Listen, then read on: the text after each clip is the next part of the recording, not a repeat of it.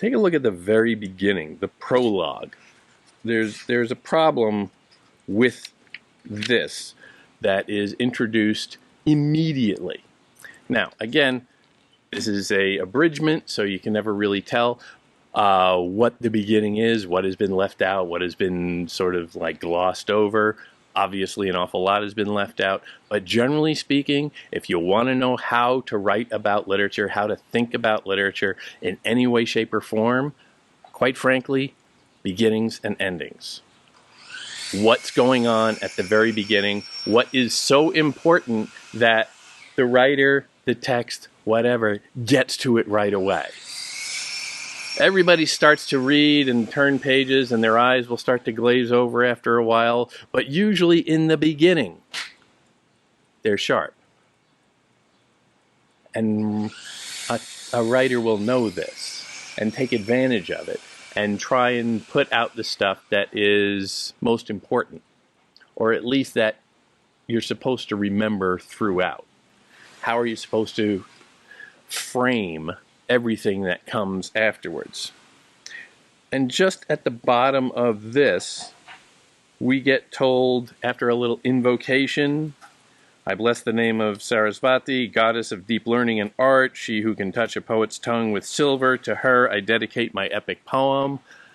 Very conventional appeal to divine help for the composition or reciting of a poem.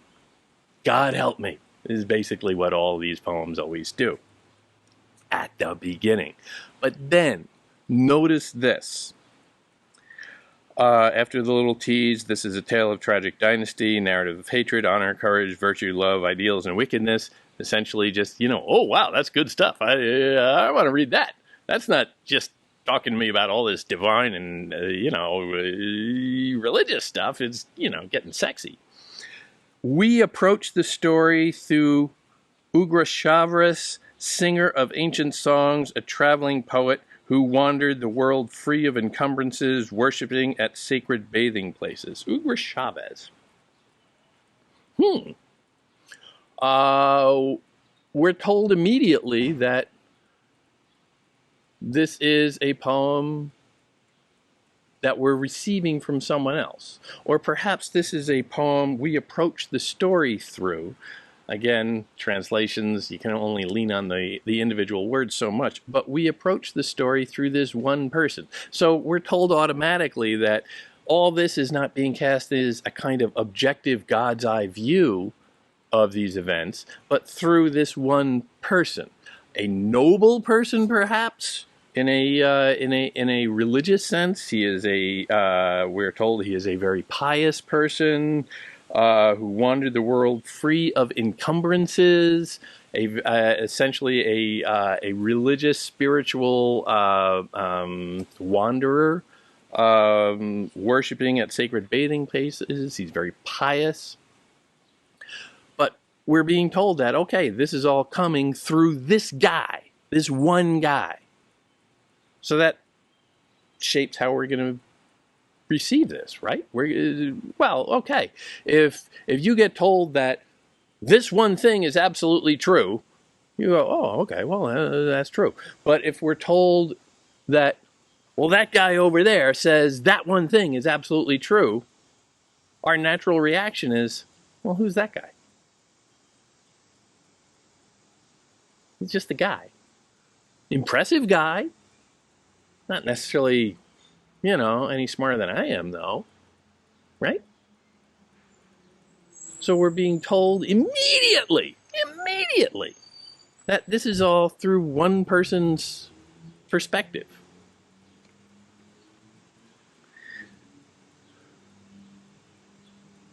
And then that one person complicates it even further. He says, not long ago I spent time at the court of the great king Janamayaya of the house of Bharata. You may know that the king is a direct descendant of the world-renowned Pandavas, great-grandson of Arjuna, the legendary archer. So automatically we're being told that, okay, all of this story is being framed within the context of a direct descendant of one faction within the story.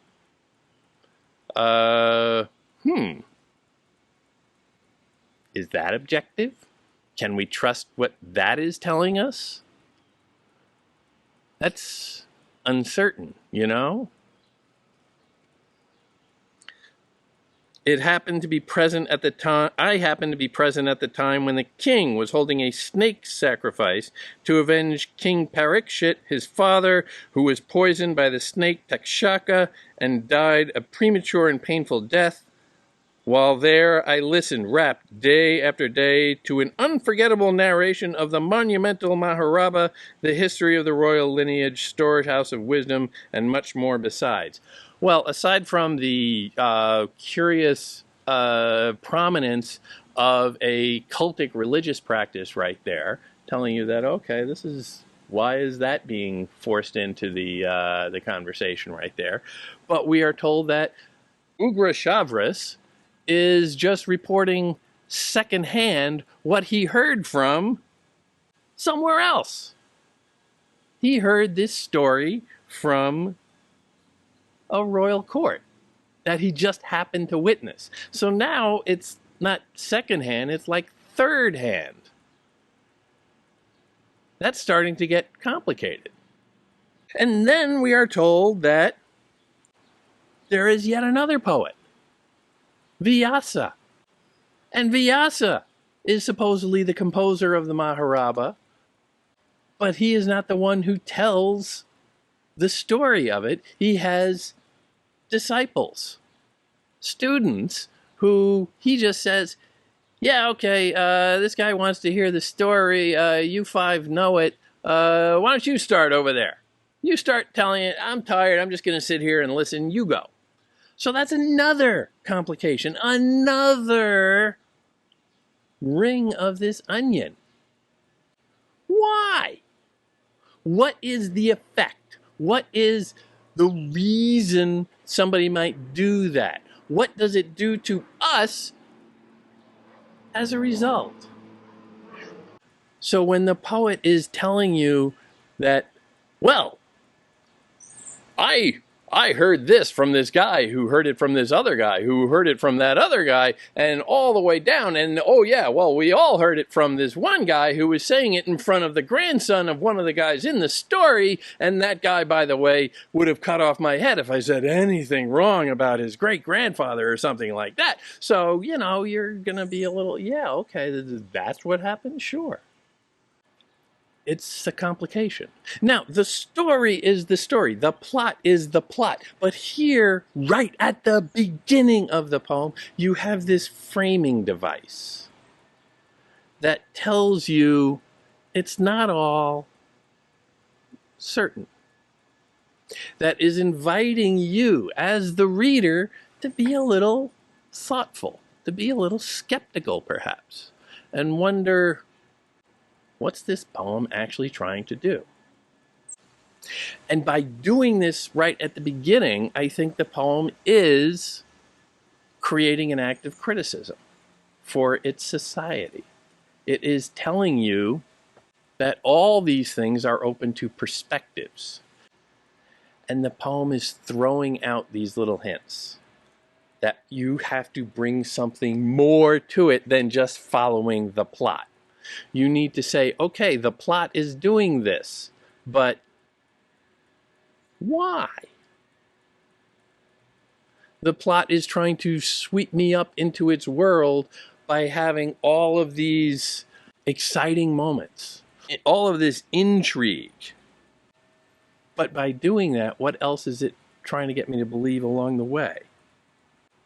So it was, this is speaking dialogue, so it was that your splendid great-grandfather and his brothers, the 5 sons of Pandu, were partial incarnations of deities, and Krishna Vasudeva, their supporter in all things, was the knowing avatar of the great Lord Vishnu, the all-powerful, their cousins, sons of Pandu's sightless brother. The 100 Kauravas were of demon stock. Now that follows and caps off a nice little description of the family dynamics the soap opera-ish elements of it. One side of the family against the other, and if you're from any sort of a large family, there's always something like that going on that everybody can identify with, and it's very intriguing because it shows people, you know, with a very human, often somewhat dishonorable instinct that they're showing you, those little lusts and envies and greeds and all of that good stuff that we all love reading about one another because it's fun and it's recognizable. So you're really into that right there. It's like, okay, I'm starting to get it. But then Vaishampayana gave the king details of the cosmic origins of many more heroes who figure in this history, a roll call of courageous warriors whose fame lives on in legend, drama, song. Their story, made immortal by Vyasa, is the tale of the eternal struggle fought between opposing forces, good and evil, and the powers and darkness and power of light. That's all very vague.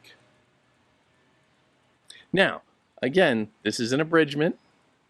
There are going to be moments throughout where this poet, this translator, this reteller is going to have to just sort of yada, yada, yada, whole big things that can take up hundreds of pages in the original. But there is a gear shift there from having us on the edge of our seats to just having us back and saying, well, okay, yeah, I'm being reminded that this is all just a poem. This is all just a story. And the poem is telling me this because suddenly it's telling me that, yeah, it is all just a story. The tale of eternal struggle fought between opposing forces. That is very broad. That is somebody consciously announcing to me that they are deliberately telling a story instead of involving me in the story. Now tell me everything, said Janamejaya, exactly as you heard it from Vyasa. So again, we're being pushed back. We're being reminded that we are hearing a story, and a story at second, third, fourth, however many hands.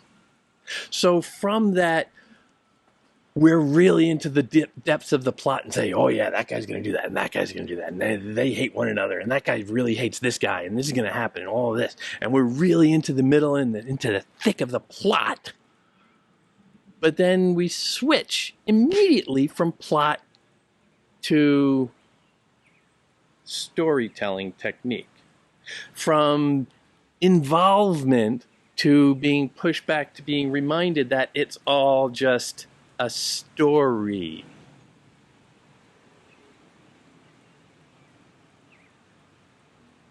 And it's easy to miss that.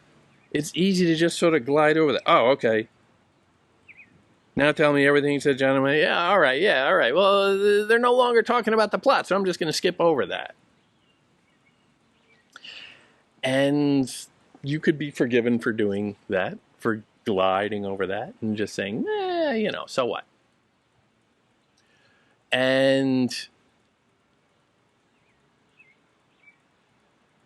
that is a perfectly fine way to read this stuff on a first blush. But every now and then, when you're going along, and I encourage everybody to, read kind of quickly with this. Don't let yourself get bogged down. But every now and then, as you're going along, be aware. Why did it do that? Why did it say that? What's going on here? Huh? I didn't expect that. They were going along with this nice thing. What's going on? And then all of a sudden, bam! Something completely different. That makes no sense. Think about it for a minute. Stop and consider. What are you really being told? A lot of this is like a magic act, quite frankly, misdirection. You go see a magic show, and the magician will be doing all sorts of very big, florid things with one hand over here. And you can't see what this hand is doing because it's so subtle. You're directed to look at the exciting part. and you don't see the mechanisms of what's really happening. They make something exciting so that you follow it and don't consider what's happening in the other hand. That's what's going on in a lot of epic storytelling, where the exciting parts of the narrative, the fights, the sexual intrigue, the drama, can be so engrossing, so absorbing. You're just turning the pages. Go, yeah, yeah, yeah, yeah, yeah.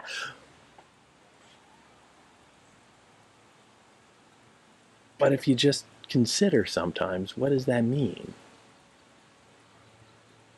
What are they not pointing out and deliberately not shining a spotlight on, but by shining a spotlight over there, makes you question what is happening over here? You can see an awful lot if you just start thinking, why am I being told this?